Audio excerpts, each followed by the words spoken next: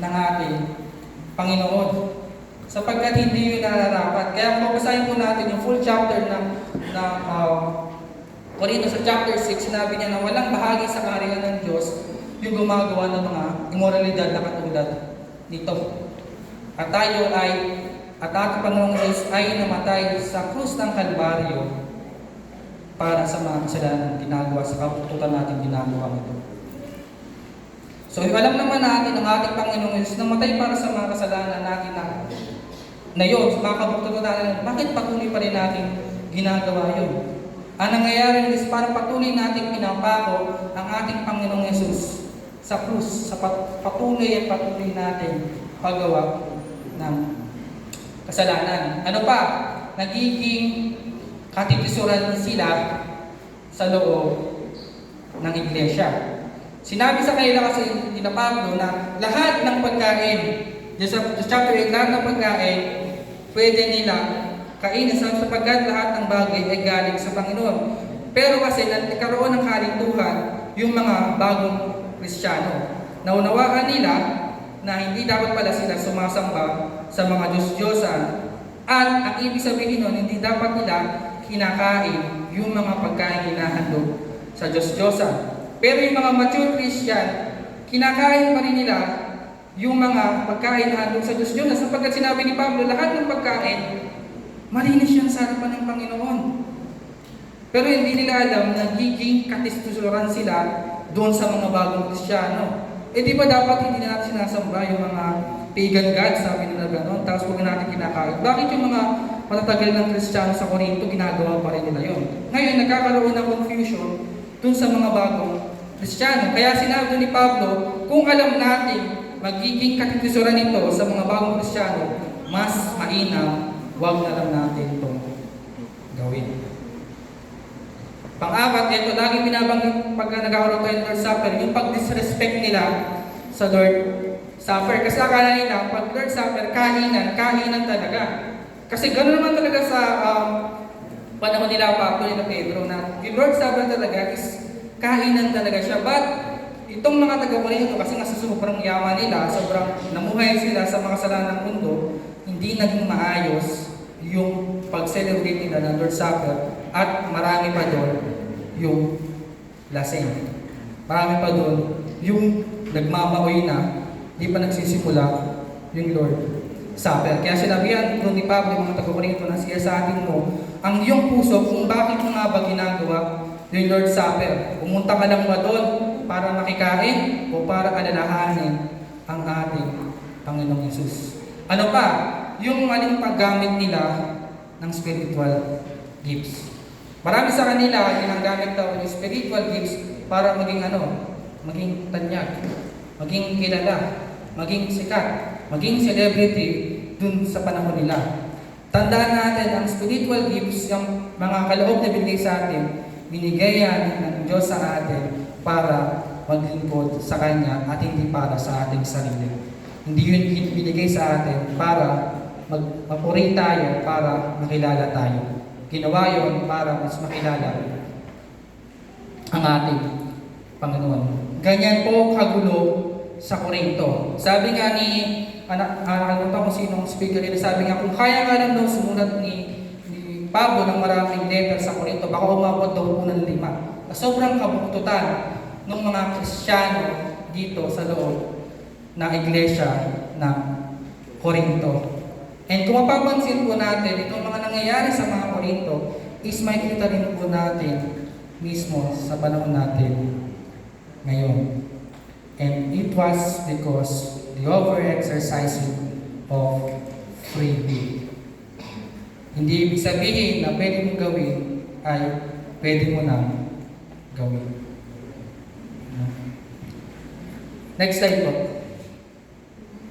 So, paano natin nga ba inaabuso yung kalayaan natin o yung free will natin sa isip, sa salita, at sa gawa? Unahin po natin sa isip. Paano natin naaabuso ang ating kalayaan? Pagpapalagay na okay lang kasi papatawarin naman ako ng Diyos. Ang Diyos naman natin, merciful yan. Ang Diyos naman natin, papatawarin tayo kahit sobrang grabe nung ginawa natin kasalanan? Oo. Kaya ganun kadakila yung pag-ibig ng Diyos sa sanlibutan. Sapagkat kahit na anong kasalanang ginagawa mo, kayang-kaya niya patawarin dahil sa kanya kagandahang loob sa bawat isa sa atin. Pero ang sinabi ni Pablo sa mga taga-Roma, ano ngayon ang sasabihin natin? Patuloy ba tayo magkakasala? Kung alam nating sumasagana na sa atin yung kagandahan loob ng Diyos. Malino ang sinabi niya na hindi. Sapagkat ano daw, tayo'y patay na sa kasalanan. Paano pa tayo mamuhay sa pagkakasala? Kung tunay natin naunawaan kung bakit nga ba namatay ang ating Panginoong Yesus sa krus ng Kalbaryo, sa tingin mo ba magpapatuloy ka pa rin sa pagkakasala? Kung alam mong namatay ang ating Panginoong Yesus dahil sa kasalanan mo, kasalanan niya, kasalanan ng lahat, magpapatuloy pa rin ba tayo sa naging dahilan para mamatay ang dakilang Diyos natin? Hindi. Yun dapat yung maunawaan natin. Practice natin, sa pag-practice natin ng free will, na okay lang naman, papatawarin tayo ng ating Panginoon. So, dahil tandaan natin, kung tunay kang anak ng Diyos, sinabi sa Hebrew, ikaw ay kanyang didisiplinahin. Maraming kwento sa Bible ang pinakita ng Diyos na because we over-exercise our free will, is pinakita niya yung pagdisiplina niya sa kanyang mga anak. Si David, yung pagkakasala niya kay Bathsheba, diba, namatay yung kanyang anak at nagkagulo sa kanyang sambahayan. Si Jonah, sumuway sa ating Panginoon. Ano nangyari sa kanya? Dinala pa rin siya ng Panginoon sa kanyang pag-alagyan, pero ano nangyari sa kanya? Kinain siya ng isda. Si Abraham na lang, diba, dahil sa pagmamadali ni Abraham, nagkaroon na sila ng anak ng kanilang katulong. At napakahalagang detalye po niyan sa ating mga Kristiyano, yung pagkakasilang ni Ishmael. Sapagkat po, sa lahi ni Ishmael, nagmula ang lahi ng mga Arabo Muslim. Ano pa? Sa over-exercising natin ng free will, hindi natin nalalaman na mas lumalayo tayo sa ating Panginoon. Binigyan tayo ng kalayaan ng Diyos, ng kakayahang pumili for us to interact with Him, to have a fellowship with Him, hindi abusuhin itong kalayaang binigay sa atin. Isipin natin, if tinanggal ng Diyos itong kalayaan natin. Alam niyo po ba, napakapalad ng bansang Pilipinas sapagkat nagkakaroon tayo ng pagpupulong na ganito. Malaya tayong gawin ang lahat ng pwede natin gawin. Malaya tayong magsalita kung anong gusto natin sabihin. Tingnan po natin yung mga bansang walang kalayaan. Mararamdaman mo sa kanila yung pag-ibig. Para na lang silang robot na sumusunod dun sa namamahala sa kanila. At hindi nais ng Panginoon yung ganung klase ng pagsunod. Ang nais ng Panginoon sa bawat anak niya ay sumunod na mayroong pag-ibig at hindi mangyayari yun kung walang free will o kalayaan sa bawat isa. So, paano natin naabuso ang ating kalayaan sa isip? Pagpapalagay na okay lang kasi papatawarin naman ako ng ating Panginoon. Tanggalin po natin yan sa ating pag-iisip. Pangalawa, sa gawa. Sinabi yan ni Pablo sa kanila. Sa chapter na yan, ay iwasan nila ang immoralidad. Kaya nasabi ni Pablo yan, yung sa verse 12, na lahat ng bagay pwede natin gawin, but not everything is beneficial is because of this immorality. Sobrang talamak yung immorality dun sa bayan ng Corinto. And even Christians tolerated it. No, sabi diyan, iwasan nyo ang immoralidad. Ang ibang kasalanan nagagawa ng tao ay hindi nakakasira sa katawan, ngunit ang gumagawa ng immoralidad ay nagkakasala laban sa kanyang sarili. Ano po ba yung immoralidad? Ito po yung mga sexual sin. No, bakit sinasabi diyan na mas yung kasalanan na yan as parang higit sa ibang kasalanan? Yung mga external sin po gaya ng pagnanakaw, pagpatay, pagsinungaling, pagchichismis, it was inflicted to the person that you are doing it. But the sexual sin, it was inflicted on your body itself. Ang sinisira mo sa pag-choose mo ng sexual sin sa paggawa ng immoralidad ay mismo katawan mo. Ano po bang disenyo ng Diyos sa tao mula sa simula? Ang sabi niya, nag-design lang siya ng babae at lalaki. At sila daw ay magsasama at magiging isa.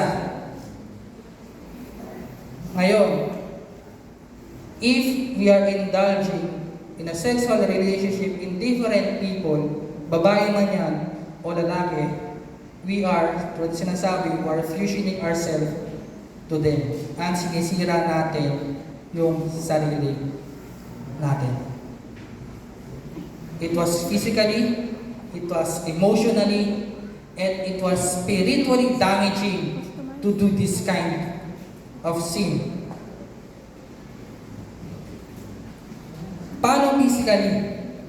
If you're indulging in sexual sin in a physical way, sinasaktan mo yung sarili mo in a wrong way. Emotionally, marami daw po, sabi sa studies kung bakit maraming mga babae hindi humihiwalay sa kanilang naging boyfriend or girlfriend, lalo na kung nagkaroon sila, nag-sex sila, is nagkaroon na sila ng emotional attachment doon sa tao na yun. Kaya kahit sinasaktan sila ng tao na yun, hindi nila maiwanan because they have an emotional attachment to them. It was emotionally damaging. Spiritually, ayaw ng Diyos ng sexual immorality. Ayaw ng Diyos ng immoralidad. Kaya nga niyang tinupok yung Sodom at Gomorrah. Kung alam po natin yung storya ng Sodom at Gomorrah, no? Na yung mga tao doon is pagdalik sa kapwa nila lalaki, sa kapwa nila babae. At gusto pa nga nilang halayin yung pamangkin ni Abraham na si Lot.